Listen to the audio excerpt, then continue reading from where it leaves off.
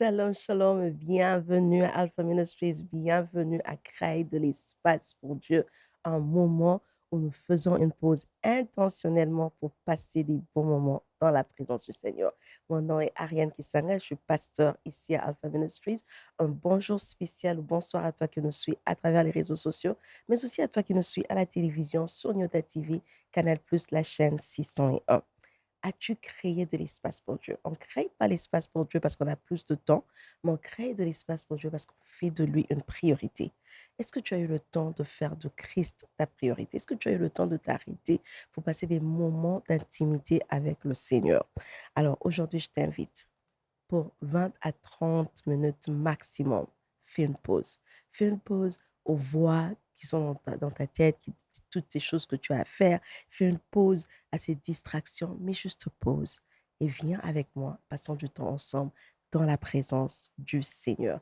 Et si tu n'es pas encore en train de nous suivre, si tu nous suis sur les réseaux sociaux et que tu n'es pas encore en train de nous suivre sur nos différentes plateformes, je t'invite maintenant à liker la vidéo, à partager, à dire à quelqu'un d'autre aussi de suivre. On va commencer par la prière. Notre prière aujourd'hui est tirée de Jean 3, 14 à 15. La parole de Dieu dit: Et comme Moïse éleva le serpent dans le désert, il faut de même que le Fils de l'homme soit élevé, afin que quiconque croit ait la vie éternelle en lui. Il faut de même que le Fils de l'homme soit élevé. Il faut que le Fils de l'homme soit élevé au-dessus de tout. Je ne sais pas par quelle situation tu es en train de passer. Je ne sais pas quelles sont les questions que tu as dans ta tête. Mais je veux que tu prennes un moment avec moi et élève Dieu, élève le Fils de l'homme, élève Jésus. Prononce son nom, dis: Jésus, tu es élevé, tu es plus haut que tout ce que je passe comme difficulté, tu es plus haut que toute circonstance dans ma vie. Seigneur, tu es élevé, tu as le nom élevé au-dessus de tous les autres noms. Il n'y a aucun nom, pas le nom d'une maladie, pas le nom d'une situation, pas le nom d'une dette, pas le nom d'une personne, pas le nom d'une condition. Il n'y a aucun autre nom qui est élevé au-dessus du nom de Jésus. Alors là où tu te trouves, élève Jésus, déclare que Christ est élevé, Christ est au-dessus de cette situation, Christ est au-dessus de ce problème, Christ est au-dessus de ce questionnement, Christ est au-dessus de cette difficulté, Christ est au-dessus de cette impossibilité, Christ est au-dessus de tout. Yahweh, nous t'élevons. Jésus, nous te couronnons, roi. Au-dessus de toute maladie, nous élevons le nom de Jésus. Au-dessus de toute difficulté, nous élevons le nom de Jésus. Au-dessus de toute circonstance, nous élevons le nom de Jésus. Au-dessus de toute situation, nous élevons le nom de Jésus. Au-dessus de ce qu'on comprend et ce qu'on ne comprend pas, nous élevons le nom de Jésus. Au-dessus de toute impossibilité, nous élevons ton nom, Jésus. Jésus, sois élevé. Jésus, sois élevé pendant ce temps, sois élevé dans nos vies, sois élevé dans tout ce que nous entreprenons.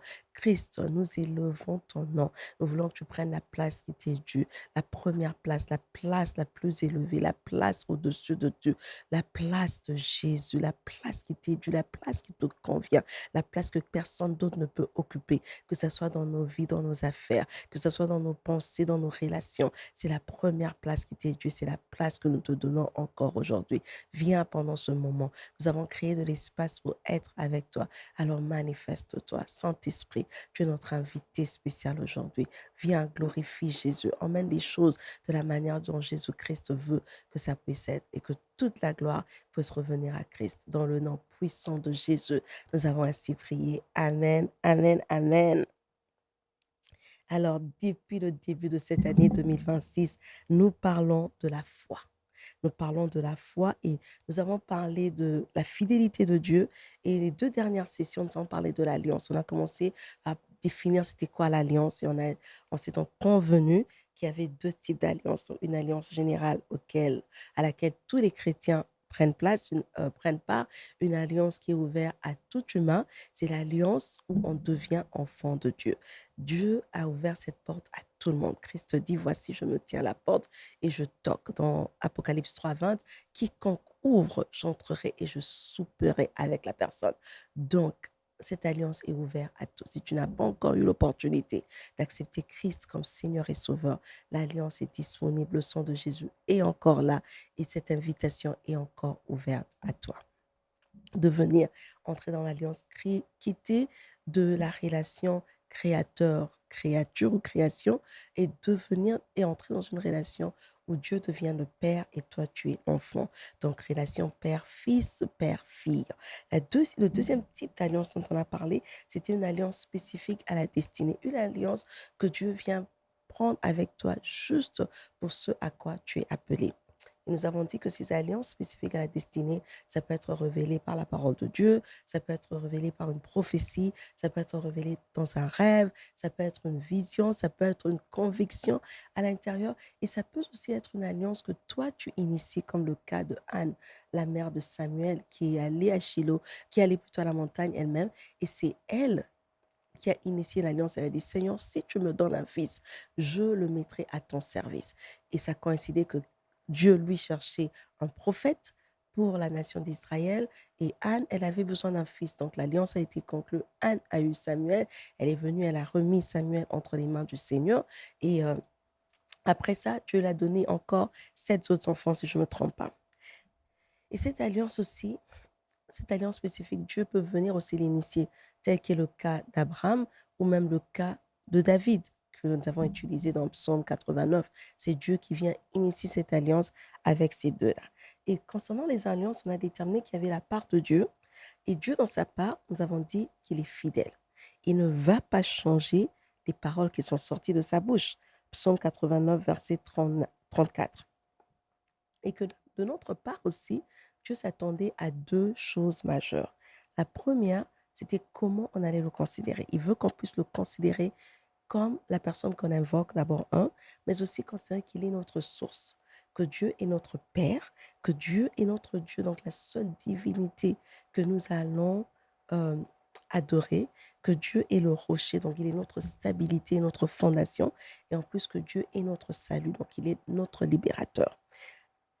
Et la deuxième chose que Dieu attend de nous dans notre alliance, c'est qu'on puisse enseigner ses voies aux enfants. Et c'est là où nous sommes arrêtés la dernière fois. C'est qu'il s'agit d'enseigner, de parler à nos enfants de lui, de, euh, de, de trouver des moyens de rendre l'alliance euh, viable, que l'alliance reste viable dans nos vies.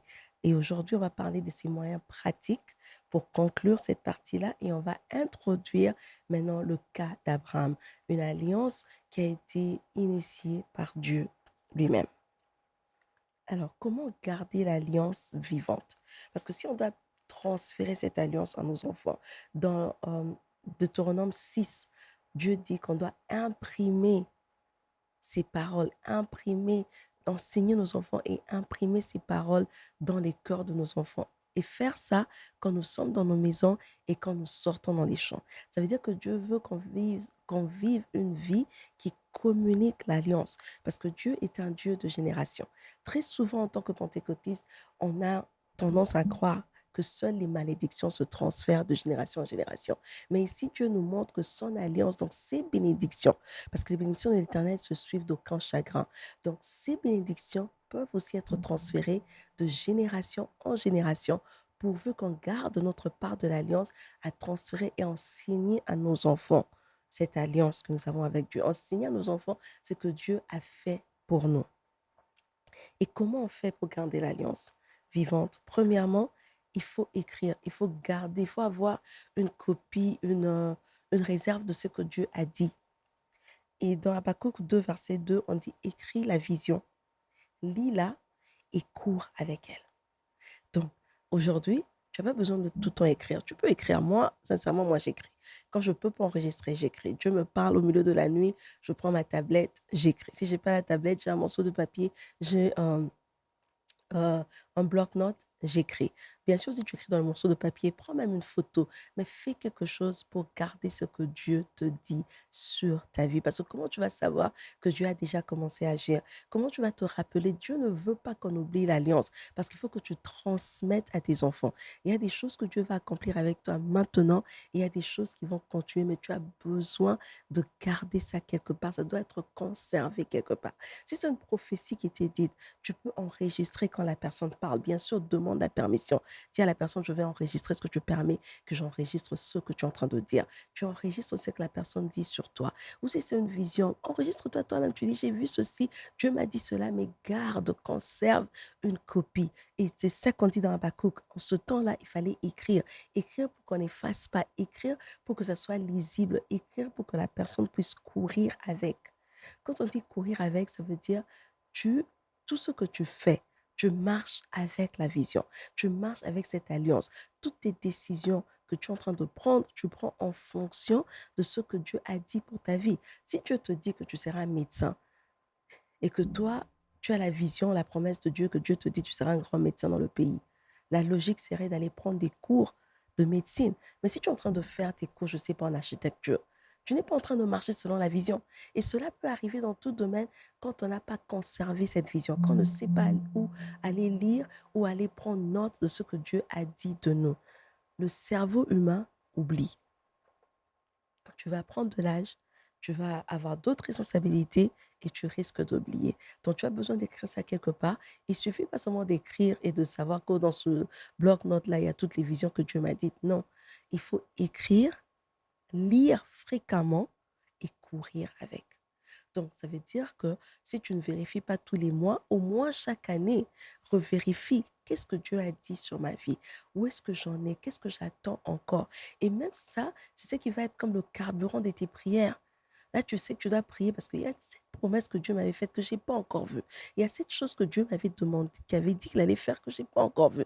Je dois prier. Il y a cette histoire que Dieu m'avait demandé de faire, mais je ne sais pas comment le faire. Je dois me concentrer dans la prière pour que Dieu me donne les directives. Donc, la, la promesse de Dieu devient la chose qui guide tout ce que tu fais. Et la deuxième chose à faire avec l'alliance, pour la transmettre, il faut la protéger. Parce que si tu ne protèges pas l'alliance, tu ne sauras pas transmettre à tes enfants ou aux générations futures ce que Dieu a dit pour toi.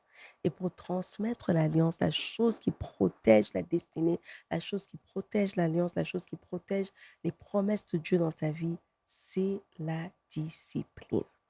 Si tu n'as pas de discipline, tu ne protégeras pas ce que Dieu t'a dit.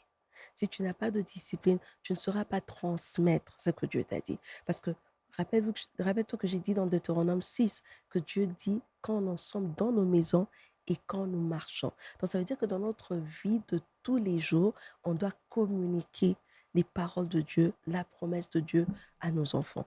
Mais pour communiquer ça tous les jours, il faut avoir une certaine discipline. Les enfants doivent savoir, maman, papa font ceci parce que Dieu avait dit que nous, on est un peuple à part. Ils ne font pas cela parce que Dieu avait dit. Ils doivent savoir la raison. Donc, quand tu as une discipline, c'est parce que tu as une raison. On n'est pas discipliné par envie. On n'est pas discipliné juste parce que, bon, j'ai envie d'être une personne disciplinée. On a une raison pour créer une discipline.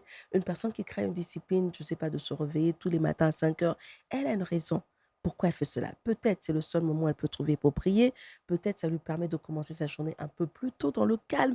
Peut-être ça lui permet d'étudier avant de travailler. Il y a une raison pour laquelle tu t'imposes une discipline. Et tu trouves cette raison-là dans ta destinée, dans l'alliance que Dieu a fait avec, l'alliance que Dieu a conclue avec toi. Si tu n'as pas connaissance de cette alliance, si tu n'as pas gardé ça quelque part, tu ne pourras pas développer une discipline. Et avoir une discipline, ce n'est pas question d'envie. Avoir une discipline, c'est vraiment question de devoir. Il faut que je fasse ça pour que j'arrive à cela. C'est pour ça que je fais cette discipline. Alors, ça devient plus facile de pratiquer une discipline quand on connaît le pourquoi. Pourquoi je me réveille le matin? Pourquoi j'accepte de travailler jusque tard? Pourquoi je sacrifie mes week-ends pour lire? Pourquoi je vais à l'église tous les jours? Pourquoi j'aime aider les orphelins? Pourquoi je fais quelque chose? Quand tu auras le pourquoi tu fais quelque chose, tu peux être discipliné. Est-ce que tu sais pourquoi tu travailles là où tu travailles? Est-ce que tu sais pourquoi tu fais ces études-là? Est-ce que tu sais pourquoi tu te mets dans ce que tu es en train de te mettre?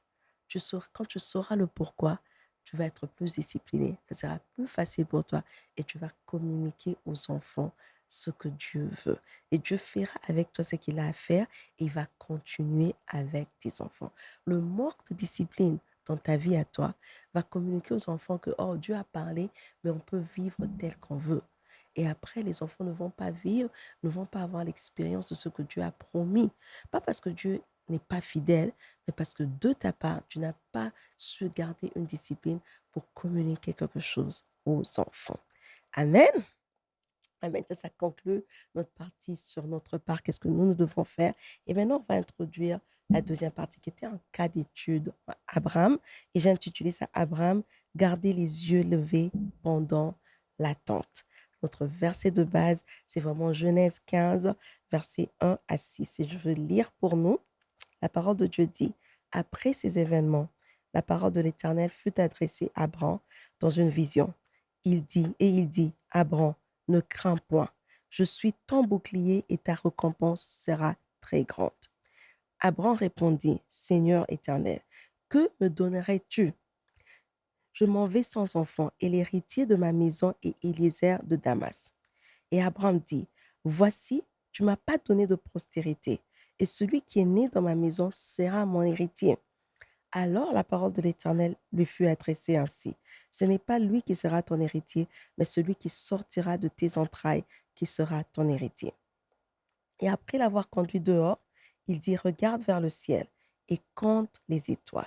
Si tu peux les compter, il lui dit, telle sera ta postérité.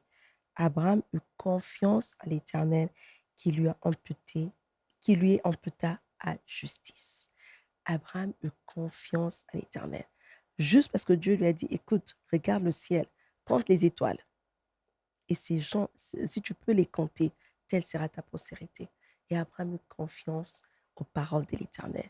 Et le verset 6 nous dit que cela lui fut amputé comme pour justice. Et c'est à cause de ça qu'Abraham est entré dans Hébreu 11, que j'appelle le Wall of Fame de la foi. Il est entré là, dans cette vitrine de la foi, à cause de ça, juste avoir eu confiance à l'Éternel.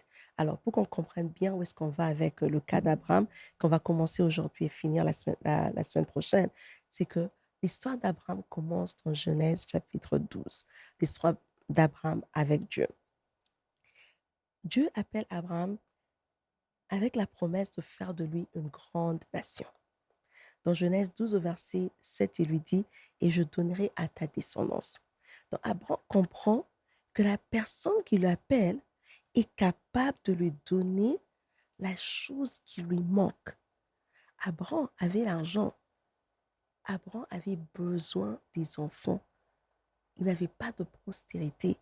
Et Dieu dit que je donnerai à toi et à ta descendance. Donc il comprend rapidement que le sacrifice qu'on lui demande de faire, de quitter la maison de son père, quitter sa patrie, ce que lui connaissait, vers une terre inconnue, une terre qui sera montrée, dirigée par Dieu seul, ce sacrifice-là, il est prêt à le faire parce que la personne qui l'appelle lui promet la chose que lui manque, les enfants. Et Abraham fait confiance à cette parole. Et là, il bâtit un hôtel. Il ne bâtit pas un hôtel pour essayer de convaincre Dieu de faire quelque chose. Non, non, non. Abraham bâtit un hôtel pour que ça serve comme un lieu de souvenir. Rappelle-toi que je viens juste de dire qu'il faut qu'on garde l'alliance vivante pour que nos enfants aussi apprennent ce que Dieu a fait avec nous. Et quand Dieu fait cette promesse à Abraham dans Genèse 12, Abraham bâtit un hôtel de souvenirs pour dire que ici en ce lieu, Dieu d'Israël, le seul et l'unique Yahweh, m'a appelé pour aller vers une terre que je ne connaissais pas en me promettant une descendance. Donc, plus tard, quand j'aurai une descendance, ils viendront ici, ils vont voir que, oh, quand Yahweh avait appelé notre père, il avait promis une descendance, c'était ici, en ce lieu. Donc, cet hôtel était bâti comme un point de souvenir, un endroit où Abraham et sa descendance pouvaient se rappeler des promesses de Dieu. Au chapitre 12, on continue, versets 13 à 14, on voit ici qu'Abraham prend avec lui Lot. Dieu l'a appelé. Il a dit, quitte la maison de ton père, quitte ta patrie, va là où moi je veux te diriger. Et Abraham prend Lot avec lui. Lot, qui était son neveu du côté paternel. Dieu lui dit, sépare-toi de tout ce qui a à faire avec ton père. Mais lui, il se sépare de son père et de la grande partie, mais il prend quand même avec lui Lot. Il prend quand même avec lui quelque chose qu'il aimait. Et c'est très souvent ça notre problème. Dieu nous appelle à des grandes choses. Dieu nous appelle à des sacrifices, mais on ne va jamais tout entier. On veut toujours prendre une petite chose qui nous rappelle le passé, quelque chose qui se colle à nous. Et pour Abraham, c'était Lot. Et la parole de Dieu nous montre que dès qu'Abraham a pris Lot avec lui, Dieu n'a plus parlé à Abraham. Pourquoi? Parce que Lot même, son nom veut dire voile. Et quand tu as un voile plutôt, ta vision n'est plus claire. Tu ne sais plus bien voir, c'est pas clair et ça te bloque en fait. Ça fait assez que même une personne qui voulait te bénir ne puisse pas te bénir parce qu'on ne te voit pas bien.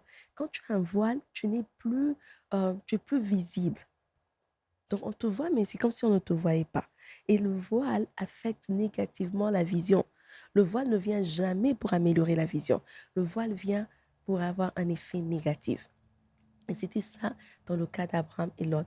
Abraham a pris Lot avec lui et ça a bloqué. Ça a créé un blocage entre Dieu et Abraham. Et Dieu n'a plus parlé à Abraham. Donc, ce qui fait que cette histoire que tu as pris avec toi quand Dieu t'a appelé, c'est ça qui peut créer le blocage. Peut-être Dieu te dit, je t'appelle à des grandes choses, mais tu as encore avec toi ce manque de pardon dans le cœur que tu ne veux pas. Tu as pardonné 10 personnes, mais cette 11e personne, tu dis non, non, non, cette histoire-là, c'était quand même grave. Ça, je ne pardonnerai pas. Ça peut être un voile, ça peut être un blocage, ça peut être un frein. Ou Dieu te dit, arrête de pécher, viens dans une vie de sanctification, une vie d'intégrité. Tu dis, oui, mais ça j'aime quand même faire. Je ne pense pas que cette histoire est mal, cette histoire est mauvaise plutôt. Je veux continuer à pratiquer cette chose. Ce que tu ne comprends pas, c'est que tu as créé un frein, tu as créé un blocage. C'est pas juste que dans Genèse chapitre 13, versets 14 à 15, quand finalement Abraham se sépare de Lot, que la parole de Dieu dit que Dieu vient maintenant parler à Abraham après qu'il se fut séparé de Lot. Donc, si tu ne veux pas faire traîner l'accomplissement de la promesse de Dieu dans ta vie, sois rigoureux et sois correct sur ce que Dieu t'a dit de laisser. S'il te dit pars, quitte de ce lieu, quitte. Ne prends pas quelque chose avec toi. Une autre personne dans la Bible qui a fait ça, c'est Rachel. Quand Jacob quitte la maison du père de Rachel pour aller maintenant quelque part de bien, pour rentrer à Canaan, dans son pays, à lui, là où Dieu leur avait donné comme héritage, Rachel prend avec elle les statues, les thérabites de son père, les dieux de son père, elle emmène ça avec elle. Et ça crée encore un blocage sur la route. Donc rassure-toi, frère, sœur, que quand Dieu t'a appelé à quelque chose, quand Dieu t'a promis et que Dieu te demande quelque chose, accomplis ce que Dieu t'a demandé à la lettre. Ne prends pas avec toi quelque chose que tu aimes, parce que cette histoire sera pour toi un frein, cette histoire sera pour toi un blocage, cette histoire sera pour toi un voile. Et tant qu'il y a le voile, Dieu n'a pas de communication avec nous. Même Christ, quand il est mort à la croix, la parole de Dieu nous dit que le voile du temple s'est déchiré de haut en bas. Donc Dieu ne veut pas de voile, il veut une transparence, il veut une ouverture de conversation. Et tout ce qu'il nous demande de laisser qu'on ne laisse pas devient pour nous un voile. C'est seulement quand Abraham se sépare de Lot que Dieu vient et Dieu vient renouveler encore ce qu'il avait dit à Abraham dans Genèse chapitre 12. Il dit, je vais donner ce pays à ta descendance après que Abraham soit séparé de Lot. Pour aujourd'hui, on va s'arrêter là.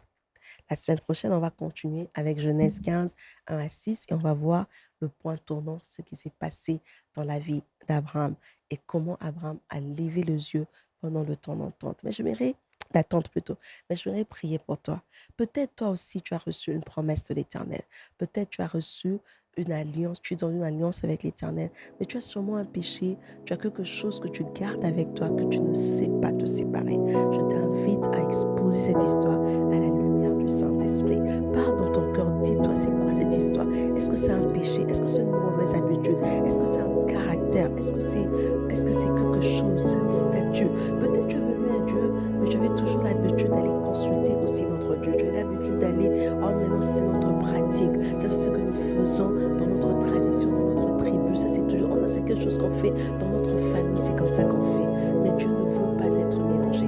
Tu ne peux pas le mélanger avec les pratiques de ta famille. Tu ne peux pas le mélanger avec les pratiques de ta tribu. Soit tu fais Dieu et tu le fais 100% ou tu ne le fais pas du tout. Il ne va pas être mélangé. Si pour Abraham, il a arrêté de parler et de dire à Abraham, dans ton cas aussi, Dieu peut le faire. Mais expose cette histoire au Saint-Esprit et que le feu du du Saint-Esprit puisse consumer. Si tu n'as pas la force d'arrêter seul, demande au Saint-Esprit. Dans Actes chapitre 9, vers le verset 31, la parole de Dieu dit qu'il marchait dans la crainte de Dieu par l'assistance du Saint-Esprit. Donc tu peux marcher dans la crainte de Dieu par l'assistance du Saint-Esprit. Expose ce problème au Saint-Esprit, demande-lui de t'assister. Est-ce que c'est des statues que tu as gardées avec toi? Est-ce que c'est des petits escargots que tu as pris avec toi? Je ne sais pas qu'est-ce que tu as pris avec toi alors Dieu t'a appelé. Mais aujourd'hui, Dieu vient à travers ma bouche pour te dire de laisser tomber cette histoire et venir complètement à lui. Parce qu'il est fidèle, il va accomplir ses promesses. Mais tu dois aussi être intègre. Il a dit à Abraham, marche devant moi, sois intègre et je te donnerai une descendance. Dieu veut te donner, il veut accomplir des grandes choses dans ta vie. Donc abandonne ce que tu as abandonné. On va prier. Saint-Esprit, c'est par ton assistance que l'Église a pu croître. C'est par ton assistance que l'Église a marché dans la crainte de Dieu. Nous te demandons aujourd'hui encore de venir nous offrir cette même assistance afin que nous aussi nous puissions marcher dans la crainte de l'Éternel. Seigneur, je te présente chacun de nous, ce que nous avons comme habitude, comme caractère, comme péché qu'on n'a pas abandonné. Saint-Esprit, viens, consume cela. Que ton feu consume cela et que nous soyons totalement libres de vivre et de servir Christ. Dans le nom puissant de Jésus, nous avons ainsi prié. Amen, amen, amen. Merci d'avoir pris ce temps pour passer et créer de l'espace pour Dieu avec moi. C'est toujours un moment de joie pour moi, un moment de plaisir de partager la parole de Dieu avec toi. Alors, je prie vraiment que cette parole a été pour toi une bénédiction. Si tu as suivi à la télé, dis à ton voisin, dis à ta voisine la semaine prochaine, à la même heure, crée de l'espace pour Dieu avec Alpha Ministries, sur Yoda Télévision, Canal+, la chaîne 601. Si tu as suivi sur les réseaux sociaux, partage, aime la vidéo, abonne-toi et partage la vidéo avec quelqu'un d'autre. Encourage-les aussi parce que c'est aussi une façon de créer de l'espace pour Dieu. Jusqu'à ce qu'on se voit la semaine prochaine, rappelle-toi de toujours créer de l'espace pour Dieu.